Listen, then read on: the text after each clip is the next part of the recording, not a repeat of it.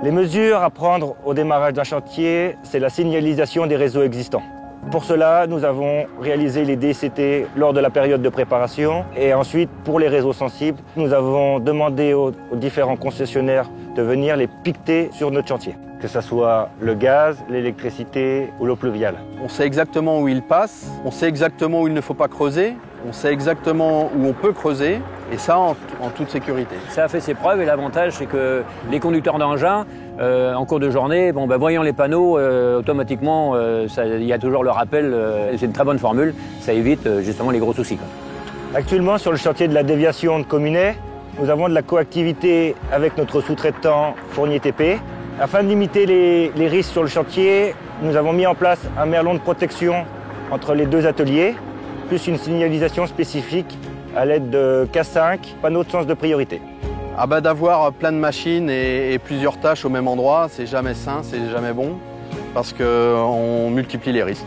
Pour limiter la coactivité, on essaye de travailler soit le terrassement d'un côté et nous, les poseurs de bus de l'autre côté du chantier, pour limiter les accidents et qu'il y ait le moins de machines possible autour des gens qui sont dans les tranchées. C'est comme ça qu'on organise et c'est essentiellement le bon sens qui fait qu'on essaye de limiter la coactivité pour la sécurité d'abord et pour la production ensuite.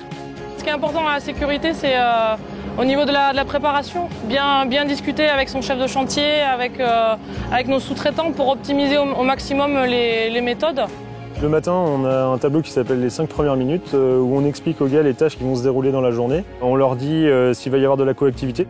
On essaye de voir s'il y a des éléments de sécurité à apporter en plus, faire déplacer les machines, faire mettre un escalier dans un talus ou des choses dans ce style-là.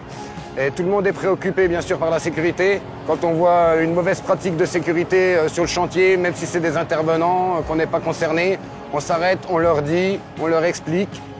Donc sur ce chantier de création de corridors écologiques, la situation particulière, c'est qu'on se situe en majorité sous des lignes très haute tension qui nous imposaient un gabarit qu'il fallait respecter avec une distance de sécurité de 5 mètres pour éviter tout amorçage, ce qui nous a conduit à interdire la circulation des tombereaux articulés sur les matériaux et donc les Volvo articulés vidés sur le terrain naturel et les matériaux étaient ensuite repris et remontés aux bulles pour éviter tout risque d'amorçage et donc d'accident.